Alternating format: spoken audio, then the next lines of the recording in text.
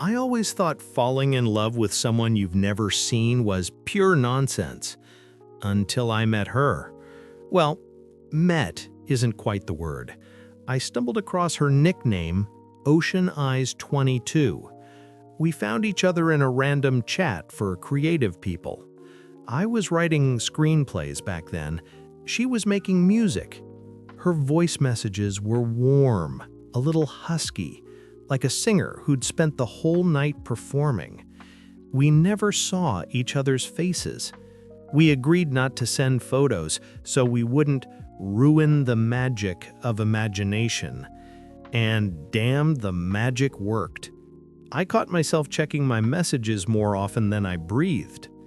We joked, flirted, argued about movies and the meaning of life, traded voice notes that sounded almost like kisses. She said she loved rain, coffee, and hated fake people so much she had a delete reflex. After 3 months, I couldn't imagine a day without her. And then, one evening, while I was at a bar called The Rusty Key with some friends, her message popped up. Time to see who you really are. Tomorrow, 6 p.m., same bar, blue dress. That's your clue. It hit me like a wave. First, fear, then euphoria. She wanted to meet. She was real. The next evening, I got to the bar 30 minutes early. Too early for a gentleman, just right for a nervous idiot. I kept checking my reflection in the window. Hair, fine, shirt, no stains, smile, not too psychopathic. When the door opened, I spotted her right away. Tall, in a blue dress, with a soft smile that made time stumble for a second. I immediately stood up, walked over, and handed her the flowers. At that moment, my brain basically blue-screened. Every move felt awkward, my eyes were darting around the bar, and my tongue was desperately trying to come up with something smooth to say, but not a single coherent word made it out. I started, my voice trembling. Me, she winked. Beautiful flowers, thank you. You're welcome. Please, have a seat, I managed to stammer out. We sat down by the window. That's when I finally started to relax a little, and things began to flow. She laughed at my jokes, even the ones I thought were terrible. I started telling stories, how I once ended up at a party pretending to be my own brother, or how I got lost in a supermarket while trying to find something for a romantic dinner for two, and somehow ended up with a barbecue set. She laughed so genuinely that I thought, that's her, my Ocean Eyes. Everything was perfect, until she said, "Do you really think I'm a musician?" I froze. "Well, you said you were." "Oh, I said a lot of things," she smiled. "But no, I'm not a musician, and I'm not Ocean Eyes." It felt like someone had quietly slid a mine under the table and just clicked the detonator. "I'm sorry, what?" I leaned forward, not believing my ears. I just saw a handsome guy walking in with a bouquet of flowers and thought, this could be interesting. You were clearly waiting for someone, right? My brain was trying to reboot. Breath, dignity, logic, all at once. "So, you're not the person I've been talking to online? I mean, I'm supposed to have my first date tonight." "Nope," she said calmly, taking a sip of wine. "I just like dressing up, coming to this bar after work, relaxing with a glass of wine. But honestly," she tilted her head, eyes glinting, "I'm curious to see what happens next." I should have stood up and walked away. That would have been the logical move. But logic packed its bags the moment I saw the way she looked at me with that same spark that made me lose my mind 3 months ago, even without ever seeing a face. I laughed. "What about the blue dress? That was the password." "Password? Oh, I just happened to wear it today. Pure coincidence." "All right then. If we're already in this theater, let's keep the show going. So who are you, really?" "Tonight," she said with a grin, "I'm your beta version of a date. You can call me Lila." Beta version, I repeated. Sounds like a free trial before signing up for a full-blown disaster. She laughed again, and I wanted that laugh to last. But part of me kept thinking, what if my real date walks in now? What then? How do I even explain this? Yet time kept slipping by, and no one else in a blue dress appeared. We talked for hours, about nonsense, about life, about dreams. She joked that maybe the real Ocean Eyes didn't even exist. Maybe she's just an AI that got tired of texting you. I pretended not to hear, but something about that hit deeper than I wanted to admit. Somewhere between the laughter and the glasses of wine, I caught myself realizing it didn't really matter anymore whether Ocean Eyes showed up or not. Because right there, across the table, sat a girl who knew how to be present, not hiding behind a screen, not filtering every word, just being here. Still, when the clock hit 9, I checked my phone. No messages. Not from Ocean Eyes, not from anyone. Lila looked at me softly and said, "Looks like she's not coming, huh?" I sighed. Yeah, looks like it. And then she did something completely unexpected. She reached across the table, touched my hand, and said, "Then let me save your evening." Long story short, I stayed. Truth be told, I stayed because I couldn't leave. The bar was half dark now, the lamps casting a soft golden glow on the walls, like someone was trying to create the illusion of comfort, even for those who'd just been slapped by fate that evening. Lila sat across from me, slowly twirling her glass in her hands, watching me like she was trying to read my thoughts. "You must be terribly disappointed," she said. "I have no idea," I replied.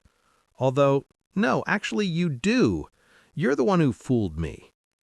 She gave a guilty little smile. "I didn't plan it. I'm sorry. I just saw you, and the flowers, and got curious. And it didn't occur to you that maybe crashing someone else's date isn't the best way to deal with curiosity?" She admitted, quietly, still not looking away. "It did, but by then it was too late." I wanted to be mad. Really, I did. But instead, I laughed. Loudly, honestly, without bitterness, just because the whole situation had crossed the line from tragedy straight into comedy. "You know, Lila," I said, raising my glass, "if this is a beta version of a date, then the developers clearly have a thing for chaos." She snorted. "Don't tell me you don't like chaos." "Oh, we're on a first-name basis," I said. We ordered another round, then coffee, then some kind of desserts whose names I couldn't even remember. And with every passing minute, the distance between us faded, not the physical kind, but that invisible gap that usually stands between two strangers. She turned out to be funny, sharp, a little cynical, like someone who'd once gotten tired of being naive. I told her about the screenplays no one wanted to buy, but I kept writing anyway. She told me how she'd quit her job at a law firm because she couldn't keep defending people she'd rather see behind bars herself. "And now?" I asked. "Now I work at a coffee shop," she said, swallowing a laugh. "People lie there, too, but at least they pay honestly." We both burst out laughing. And in that moment, I realized something. I was waiting for her, for Ocean Eyes, less and less. Because these eyes in front of me, brown, alive, had become real. But just as that thought crossed my mind, the phone on the table lit up with a message. "Sorry I'm late. On my way. Blue dress, table by the window." I froze. Everything around me seemed to go quiet. even the clinking of glasses behind the bar. Lila noticed. "It's her?" she asked softly. I nodded. "So what are you going to do?" she said. The question hung between us, and I realized I didn't have an answer. My brain was shouting, "Get up! This is her, the real one!" But my heart stayed silent because it had already made its choice, and it was sitting right there in front of me, with a glass of wine, an ironic smile, and that same wild spark in her eyes. I think," I said slowly, "I think I want to stay right here." She raised an eyebrow. "Even if that ruins your love story?" "Maybe it saves it." We sat in silence for a few seconds. Then the bar door opened. I turned my head. A girl stood at the entrance, blue dress, blonde hair, exactly like the voice I'd been hearing for months. She scanned the room, and our eyes met. She smiled. I didn't. Layla looked at me but said nothing. And just as the girl took a step toward us, Layla suddenly stood up. "Listen," she said quickly, "this was a stupid joke. I had no right to do that. I just saw you and, well, couldn't help myself. But I should probably go now." I grabbed her hand. "Don't." "She's here," Layla said quietly, "and I'm just an accident."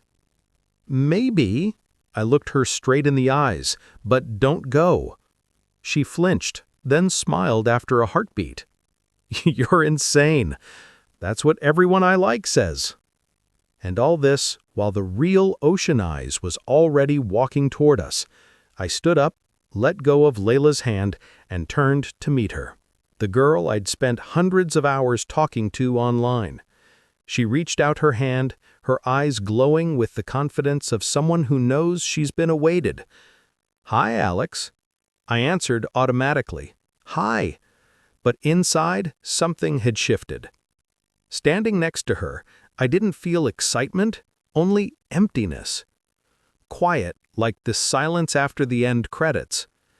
And that's when it hit me. The night wasn't over, and maybe the story I thought was a love story was only just beginning with a different heroine.